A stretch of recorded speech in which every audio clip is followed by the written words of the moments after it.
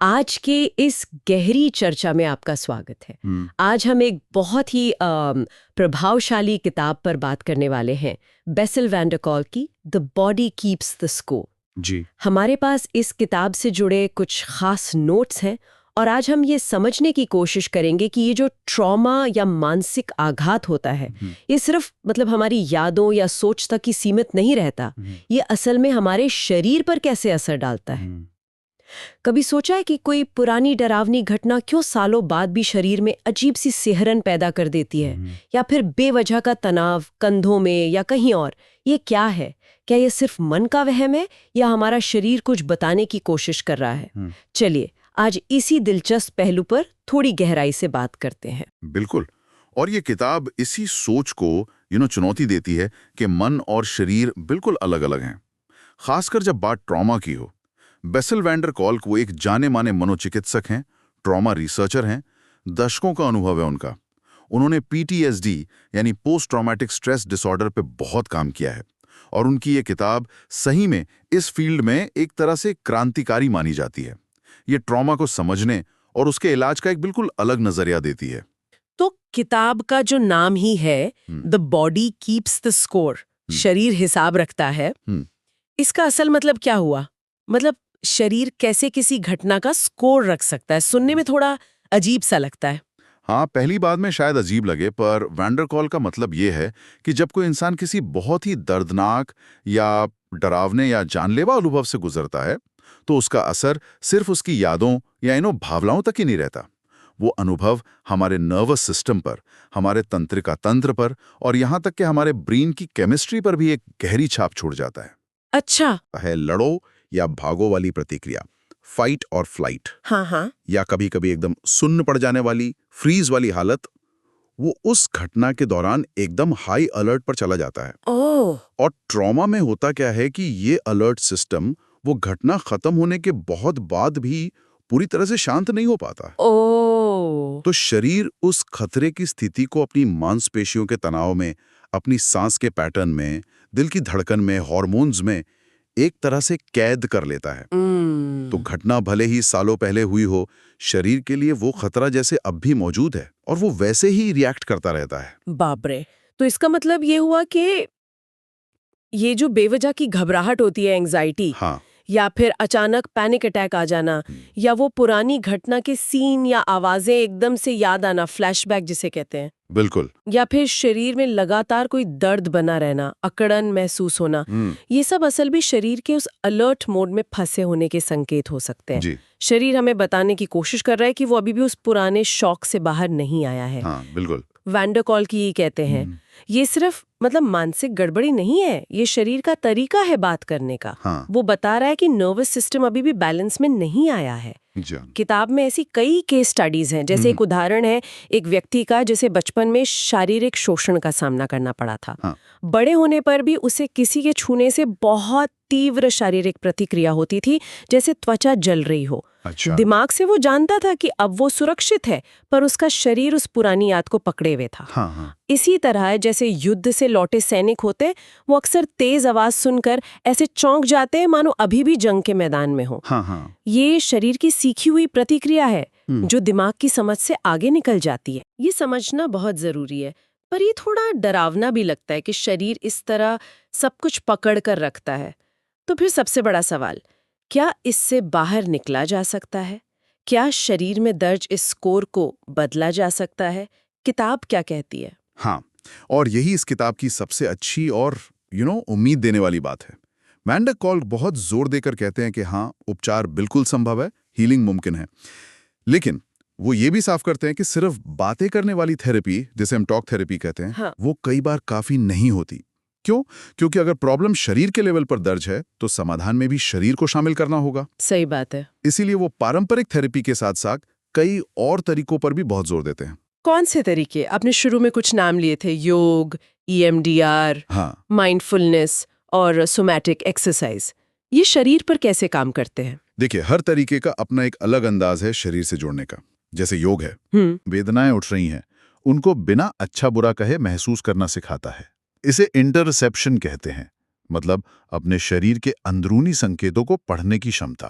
अच्छा, इंटरसेप्शन। हाँ, ट्रॉमा अक्सर हमें अपने शरीर से काट देता है, जैसे हम उसमें रह ही नहीं रहे। योग उस कनेक्शन को धीरे धीरे वापस बनाता है और नर्वस सिस्टम को शांत करना सिखाता है। और वो EMDR क्या था? EMDR पूरा नाम है eye movement desensitization and reprocessing. इसमें आंखों की एक खास तरह की मूवमेंट या कभी आवाज या टैपिंग का इस्तेमाल करके दिमाग को दर्दनाक यादों को दोबारा प्रोसेस करने में मदद की जाती है। मतलब याद मिटाते नहीं है? नहीं, याद मिटती नहीं है, पर उस याद से जुड़ा जो तेज इमोशनल और फिजिकल बोझ है वो कम हो जाता है, ताकि वो याद आपको बार बार खींचकर उसी तकलीफ में न ले जाए। ये दिमाग के इंफॉर्मेशन प्रोसेसिंग सिस्टम पर काम करता है, ऐसा मानते हैं। इंटरेस्टिंग। और ये सोमैटिक एक्सरसाइज, ये नॉर्मल कसरत से कैसे अलग है? हाँ, सोमैटिक एक्सरसाइज या बॉडी सेंटर्ड प्रैक्टिसेस जो होती हैं, वो खास तौर पे शरीर में फंसे हुए तनाव या दबी हुई भावनाओं या ट्रॉमा की जो शारीरिक छाप रह गई है, उसको पहचानने और उसे धीरे धीरे रिलीज करने के लिए डिज़ाइन की जाती हैं। इसमें बहुत धीमी, ध्यानपूर्वक की जाने वाली हरकतें हो सकती हैं। खास तरह की स्ट्रेचिंग हो सकती है, कभी कभी शरीर में कंपन पैदा करना, ट्रेमरिंग। कंपन। हाँ, शरीर कभी कभी तनाव रिलीज करने के लिए कांपता है, तो उसको होने देना या शरीर के उन हिस्सों पर ध्यान देना जहां तनाव जमा होता है, जैसे कंधे, जबड़े, पेट। मकसद ये होता है कि शरीर को ये सिग्नल मिले कि अब खतरा नहीं है और वो उस पुरानी फाइट, फ्लाइट या फ्रीज वाली स्टेट को छोड़ सकता है। और माइंडफुलनेस यानी ध्यान, वो कैसे मदद करता है इस सब में? माइंडफुलनेस या सचेतनता हमें सिखाती है कि हम अभी इसी पल में कैसे रहें। अपनी सांसों पर ध्यान देना, शरीर में क्या महसूस हो रहा है उस पर ध्यान देना, हमारे मन में क्या विचार आ रहे हैं उनको बस देखना, बिना उनसे उलझे या उन्हें जज किए। हम्म। ट्रॉमा से गुजरे लोग अक्सर या तो अतीत की यादों में खोए रहते हैं या भविष्य के डर में जीते हैं। माइंडफुलनेस उन्हें धीरे धीरे वापस इस पल में लाती है और अपने अनुभव पर थोड़ा नियंत्रण महसूस कराती है। और ये शरीर के प्रति जागरूक होने का भी एक बहुत शक्तिशाली तरीका है। तो ये सारे तरीके एक तरह से हमें अपने शरीर से दोबारा दोस्ती करना सिखा रहे हैं। हाँ, उसकी भाषा को समझना, उस पे भरोसा करना। बिल्कुल सही कहा आपने। वैन डर कोल्क का यही मुख्य संदेश है कि हीलिंग के लिए शरीर को सुनना, समझना और उसे हीलिंग प्रोसेस का एक एक्टिव पार्टनर बनाना बहुत जरूरी है।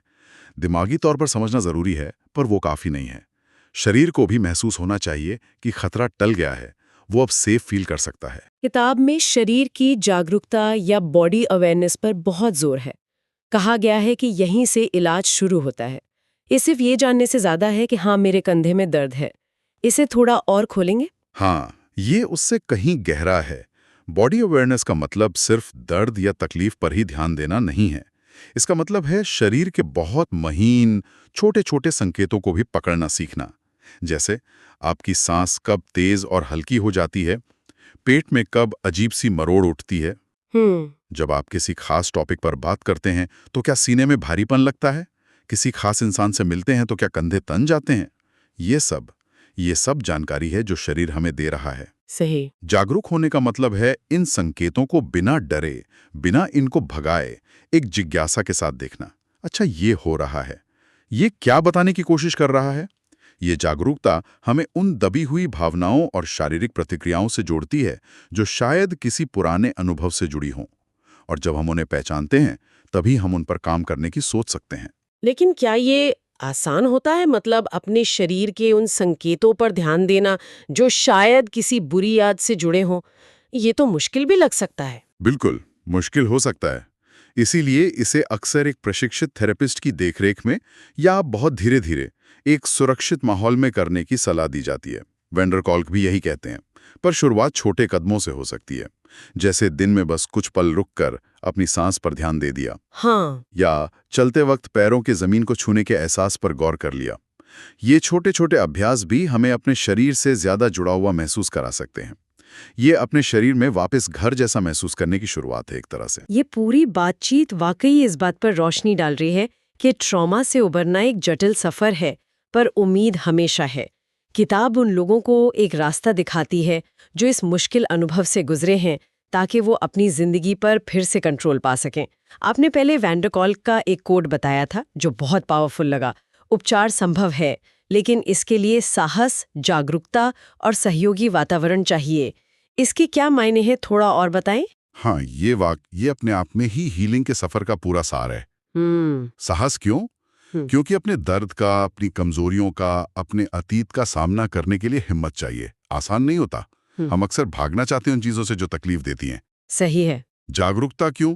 जैसा हमने अभी इतनी बात की, अपने मन और शरीर में क्या चल रहा है उसे समझना बहुत जरूरी है। बिना जागरूकता के हम बस अंधेरे में तीर चलाते रहेंगे। और सहयोगी वातावरण, सपोर्टिव एनवायरनमेंट, ये शायद सबसे जरूरी है। ट्रॉमा अक्सर हमें बहुत अकेला और दुनिया से कटा हुआ महसूस कराता है। हाँ। इस सफर पर अकेले चलना बहुत बहुत मुश्किल हो सकता है। भरोसेमंद दोस्त, परिवार, सपोर्ट ग्रुप्स या फिर एक अच्छा, कुशल और संवेदनशील थेरेपिस्ट, इनका साथ एक बहुत बड़ा सहारा बन सकता है। कोई ऐसा जो आपको सुने, समझे, आपकी स्पीड से चले, आपको जज ना करे। ये किताब सिर्फ पेशेंट्स के लिए नहीं है। ये उनके केयरगिवर्स, उनके परिवार वालों और थेरेपिस्ट के लिए भी उतनी ही जरूरी है, क्योंकि ये उन्हें ट्रॉमा के असर को और हीलिंग के रास्तों को बेहतर ढंग से समझने में मदद करती है। तो मतलब ये किताब सिर्फ प्रॉब्लम नहीं गिनाती बल्कि सॉल्यूशन की तरफ भी ले जाती है। ये बताती है कि गहरे जख्मों के बाद भी जिंदगी को फिर से पूरी तरह जीना, उसमें खुशी और मतलब ढूंढना मुमकिन है। बिल्कुल। अच्छा, हमारे सोर्सेज में एक बात और आई थी कि ये किताब कुछ लोगों को थोड़ी भारी या टेक्निकल लग सकती है। इसमें काफी साइंटिफिक रिसर्च है, ब्रेन स्कैन्स की बातें हैं, डिटेल्ड केस स्टडीज हैं, जो शायद हर किसी के लिए एकदम से समझना आसान ना हो। इस पर क्या कहेंगे? हाँ, ये बात सही है। ये कोई हल्की पुल्की सेल्फ हेल्प बुक नहीं है। किताब काफ़ी गहरी है। इसमें न्यूरोसाइंस है, साइकोलॉजी है, बॉडी बेस्ड थेरेपीज की काफ़ी डिटेल जानकारी है। वांडा कॉल्क अपनी बात को साबित करने के लिए बहुत सारे रिसर्च और केस स्टडीज का सहारा लेते हैं। तो हाँ, ये ऐसी किताब नहीं है जिसे आप एक बार में पढ़कर ख़त्म कर दें। इसमें समय लगता है, ध्यान लगता है, हो सकता है कुछ हिस्सों को दोबारा भी पढ़ना पड़े। कुछ लोगों को लग सकता है कि साइंटिफिक टर्म्स थोड़ी ज़्यादा हैं, या कुछ केस स्टडीज बहुत लंबी खिंच गई हैं। तो क्या ये मेहनत करना फायदेमंद है? मेरे ख्याल से तो बिल्कुल। स्रोत भी यही कहते हैं। हाँ, थोड़ी चैलेंजिंग हो सकती है, पर इसमें जो समझ मिलती है, जो इनसाइट्स मिलते हैं, वो सच में जिंदगी बदल सकते हैं। और ये सिर्फ ट्रॉमा से गुजरे लोगों के लिए ही नहीं, बल्कि हर उस इंसान के लिए फायदेमंद है जो ह्यूमन माइंड, बॉडी और इमोशंस के इस गहरे कनेक्शन को समझना चाहता है। अगर हम इसकी मुख्य सीख, मतलब निचोड़ की बात करें, तो वो शायद यही है: आपका शरीर आपकी कहानी का हिस्सा है, और वो कहानी सिर्फ दर्द की नहीं होनी चाहिए। जागरूकता, सही मदद और शरीर को साथ लेकर चलने से आप उस कहानी को बदल सकते हैं। वाह! अपने शारीरिक अनुभवों को नजरअंदाज ना करें। वो बहुत महत्वपूर्ण इशारे हो सकते हैं। उन्हें समझें और हीलिंग की तरफ एक्टिव कदम उठाएं। तो आज हमने बेसिल वैंडर कोलक की किताब the body keeps the score के जरिए ये समझा कि ट्रॉमा का असर सिर्फ हमारे मन या भावनाओं तक ही नहीं रहता, बल्कि हमारे शरीर में, हमारी नसों में, हमारी मांसपेशियों में बस जाता है। लेकिन सबसे ज़रूरी बात यह है कि शरीर के पास सिर्फ दर्द को याद रखने की ताकत नहीं है, उसके पास ठीक होने की भी एक अद्भुत क्षमता है। बिल्कुल। और सही तरीकों और सही सहारे से हम उस क्षमता को जगा सकते हैं। हाँ, और ये पूरी बातचीत हमें एक बहुत ही प्रैक्टिकल सवाल पर लाकर खड़ा करती है ना? हम सब अपनी रोज की भागदौड़ में अक्सर अपने शरीर के छोटे छोटे सिग्नल्स को इग्नोर कर देते हैं। हाँ, बिल्कुल। काम का स्ट्रेस है तो कंधे अकड़ जाते हैं, कोई बुरी खबर सुनी तो पेट में अजीब सा लगता है, लगातार थकान बनी रहती है। क्या हम इन संकेतों को सिर्फ नजरअंदाज करने की बजाय एक पल रुककर ये सोचने की कोशिश कर सकते हैं कि हमारा शरीर हमसे क्या कहना चाह रहा है? क्या हम अपने शरीर के साथ थोड़ा और बातचीत कर सकते हैं? उसे सिर्फ एक मशीन की तरह चलाने के बजाय एक साथी की तरह समझ सकते हैं? बहुत जरूरी सवाल है ये। इसी विचार के साथ आज की एक गहरी चर्चा यहीं समाप्त करते हैं।